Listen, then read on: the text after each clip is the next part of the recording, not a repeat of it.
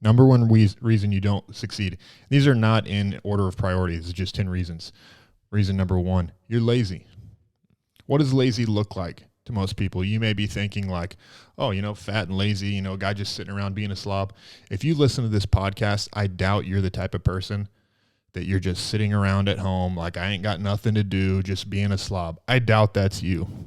More so what laziness tends to look like for people is, okay, I go to my job, I clock in, I'm there on time, I do what I'm supposed to be doing, but you're not reaching for more. You're doing what you think you need to be doing, but you're not doing everything that you can be doing.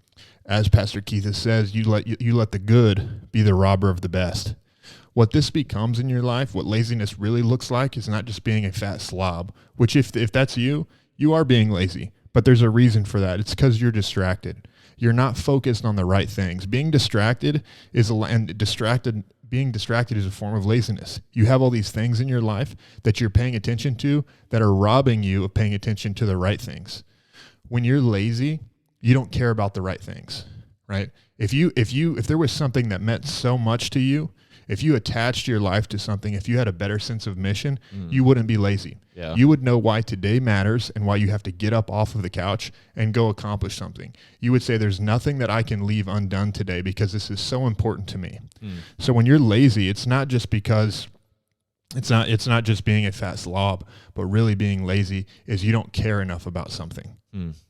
Man, there's so many places. I mean, you talked about having a sense of mission. There's so many places where not having that sense of mission will allow you to just set your sights on whatever's right in front of you. And what will happen is your whole life will just pass you by.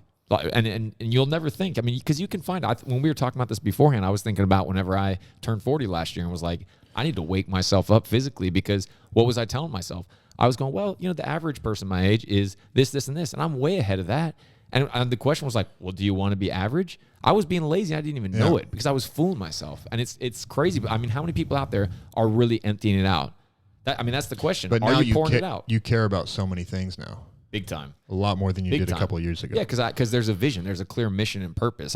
There's so much more to it. But I think that's the question is, are you pouring it out? Because if you're not, if you're leaving things in the tank, if you're kind of, setting your sights a lot lower and just kind of, if good is good enough, then that's not. And that's why you're not successful, because you don't have that sense of, I have to make something happen today.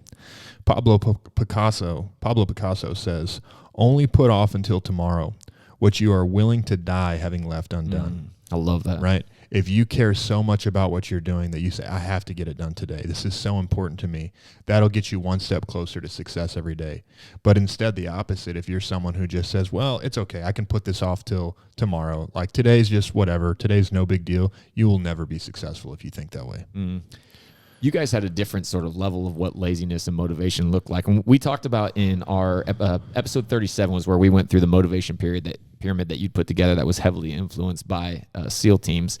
But it's funny because nobody would say, oh, well, Navy SEALs can be lazy. But there's definitely, it's weird when I, as a person who's never been in the teams, talk to you and hear you talk about like, oh, this guy was a good SEAL, or, oh, this guy, he was okay. And there was definitely different levels, which is why you had that motivation pyramid. But we've talked about this before. There was a poster on the wall that you guys hung in the gym, right? Yeah, this was a great example of really like the opposite of being lazy, of being aware of the reason why you had to make this workout count. Almost all the military gyms that I went in, somewhere they had this poster, and especially all the gyms that I was in deployed. This was called A True Believer. I'm pretty sure this is what Jack Carr named one of his books after, is True Believer, but this is what it said. Somewhere, a true believer, and this was a poster that was up in the gym. So while you're working out, while you're sitting there with your pre-workout and in your athletic shorts in an air-conditioned gym, just trying to do a set of bench press, this was a reminder for you of what was out there. It said, somewhere a true believer is training to kill you.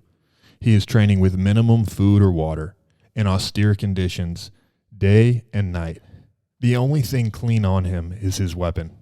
He doesn't worry about what workout to do.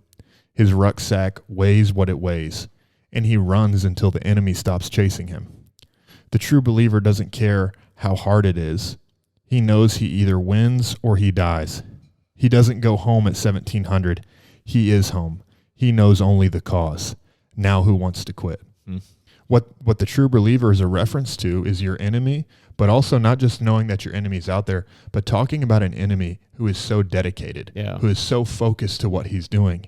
And it's a reminder to you, because it was really easy in the U.S. military to get lazy, to think, well, we have all these weapons, technology, we have all these advantages. Think about your gym versus what the enemy's gym looked like.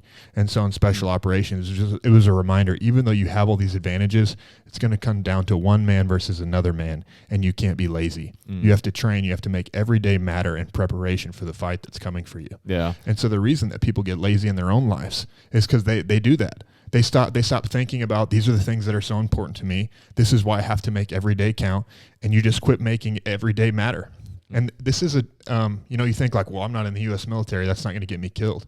Absolutely. Whether you're in the military or not, whether you ever have to pick up a gun for your way of living, laziness will get you killed. How does laziness get you killed? Well, if you keep having enough days in a row where you say like, today's doesn't matter and I won't do anything meaningful, you can do that for one day. And then you do it for 2 days. And a lot of people do. They practice that Saturday and Sunday, don't do anything meaningful.